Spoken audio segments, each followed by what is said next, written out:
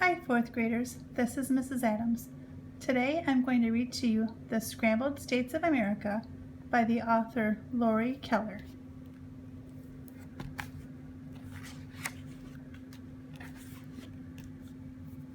Hi there, I'm Sam.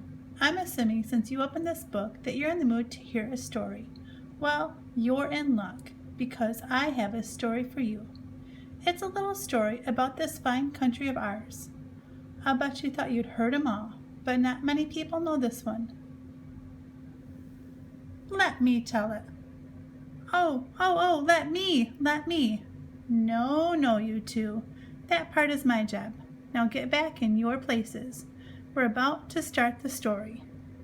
Let's give them a couple of seconds to go back into position. 1001, 1002, 1003. Okay, turn the page. Well, it was just your basic, ordinary day in the good old US of A. States all over the country were waking up, having their first cups of coffee, reading the morning paper, and enjoying the beautiful sunrise.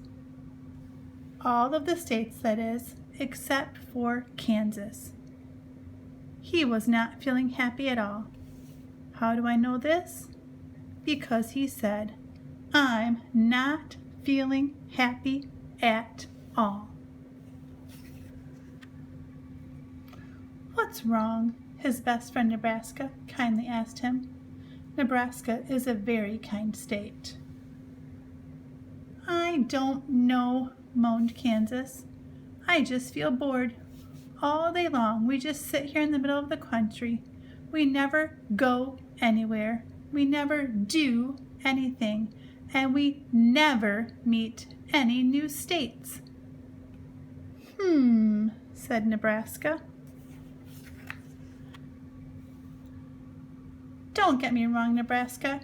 You're the best friend a state could ever have.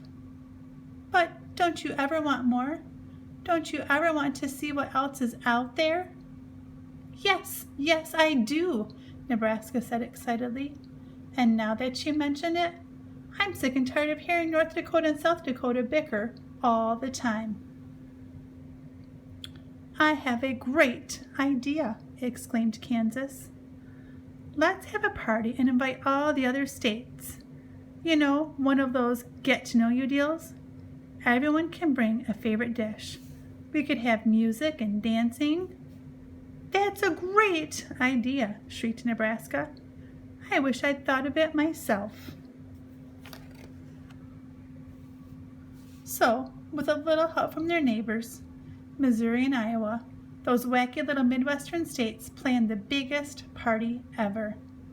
They sent out invitations and blew up balloons. They even hired a band to play.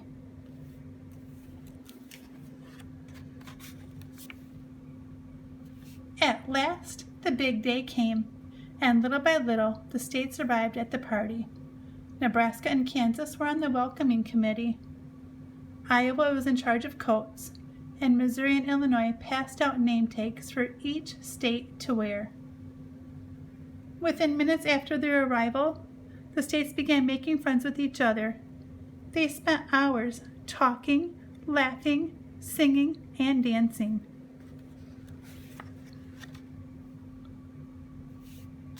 It was long into the evening when Idaho and Virginia got up on stage. "Excuse me," Idaho said politely. Idaho is a very polite state. "Sorry to interrupt, but Virginia and I were just talking and we thought it might be fun if she and I switched places, you know, so we could see a new part of the country." "Yes," Virginia chimed in. "Then we thought maybe all of you might want to try it too. What do you think?" A wave of excitement swept through the room.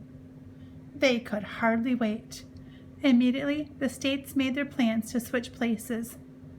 They said their goodbyes and went directly home to pack. It took the better part of the next morning for the states to move to their new spots, but finally they were settled in. All of the states were much happier now that they were by their new neighbors and in a new part of the country. Oh yes, this was a much better arrangement.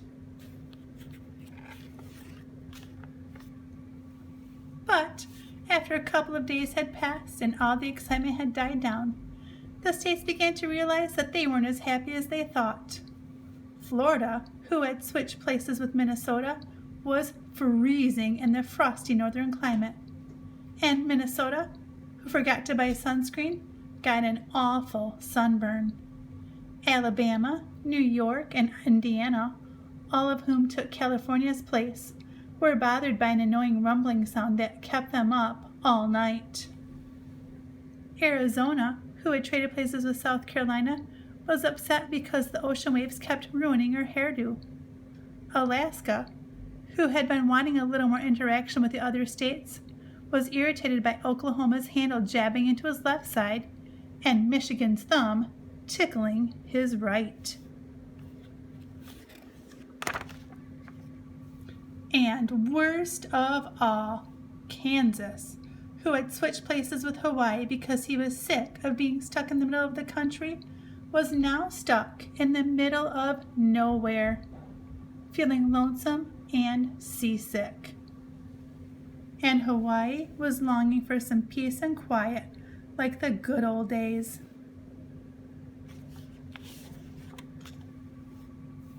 Well, there was no question in any state's mind about what to do. Everyone wanted to go home.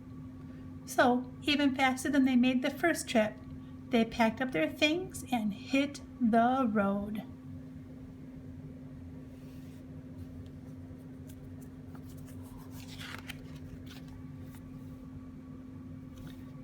As the sun set across the country, all the states, from A to W, were back in their very own homes. The states were so happy to see their old friends again.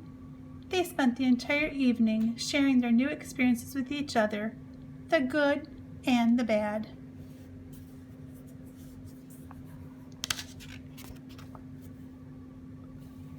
That night, all the states in the country went to bed feeling happy about the new friends they had made, but, most of all, feeling very thankful to be home.